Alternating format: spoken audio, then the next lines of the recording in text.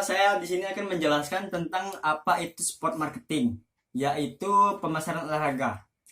Proses pemasaran telah dikembangkan di sekitar gagasan bahwa pelanggan adalah orang yang paling penting bagi perusahaan atau sebuah organisasi. Untuk melakukannya dengan baik atau memang terus ada, setiap perusahaan harus bekerja keras untuk mempertahankan pelanggan yang ada dan untuk mendapatkan yang baru. Suatu layanan misalnya acara olahraga yang akan datang atau produk olahraga baru. Contohnya desain baru, sepatu kinerja, di mana tujuannya yaitu untuk membuat pelanggan menyadari fitur-fitur seperti bahan ringan yang membedakan produk dari pesaing. Pemasaran tidak hanya terjadi dalam organisasi sektor swasta, alat pasar juga sekarang digunakan di sektor publik atau nirlaba. Batas-batas antar sektor yang disebabkan oleh perlunya organisasi untuk memperhitungkan sendiri secara finansial, tren menuju akuntabilitas luas dan pertumbuhan privatisasi dan persaingan di pasar. Organisasi olahraga harus menggunakan perangkat konsep pemasaran dan teorema yang harus disesuaikan agar sesuai dengan konsumen, pelanggan, peserta, atau pakar olahraga. Lingkungan pemasaran tempat organisasi olahraga ingin mengomunikasikan produk atau layanan untuk mencapai perilaku pembelian yang diinginkan harus dianalisis. Alat pemasaran diperlukan untuk memaksimalkan penjualan langganan seperti keanggotaan atau tiket musiman untuk meningkatkan kesadaran akan olahraga yang berkembang atau membedakan suatu produk dari para pesaingnya.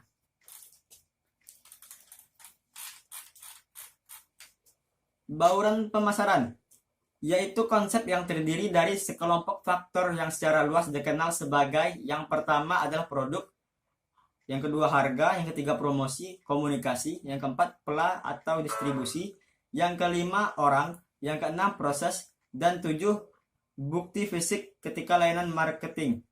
Organisasi perlu memadukan ini secara efektif untuk mendapatkan respon yang diperlukan dari target pelanggan. Organisasi yang efektif akan secara strategis menggunakan elemen-elemen bauran pemasaran dengan cara yang paling tepat untuk mengkomunikasikan produk dan layanan kepada konsumen. Fitur dan keuntungan. Ketika seorang pelanggan membeli suatu produk atau layanan, mereka membeli solusi untuk masalah. Misalnya, keanggotaan gym dapat dibeli untuk membantu penurunan berat badan. Dengan kata lain, itu dibeli sebagai solusi untuk masalah kelebihan berat badan. Konsumen membeli manfaat yang diperoleh dari suatu produk atau layanan, bukan hanya fitur produk dan layanan itu sendiri.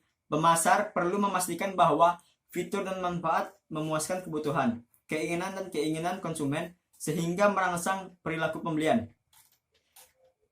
Siklus hidup produk mengacu pada suksesi tahapan yang dilalui produk atau layanan. Manajemen siklus hidup produk adalah suksesi dari strategi yang digunakan manajemen ketika suatu produk melewati siklus hidupnya. Harga.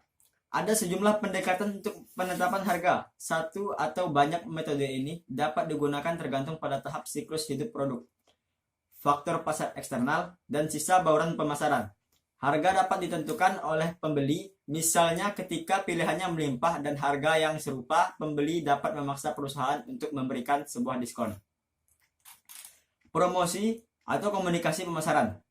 Promosi yaitu bagian dari bauran pemasaran yang menggunakan metode komunikasi pemasaran untuk menjual produk dan layanan kepada konsumen yang ditargetkan.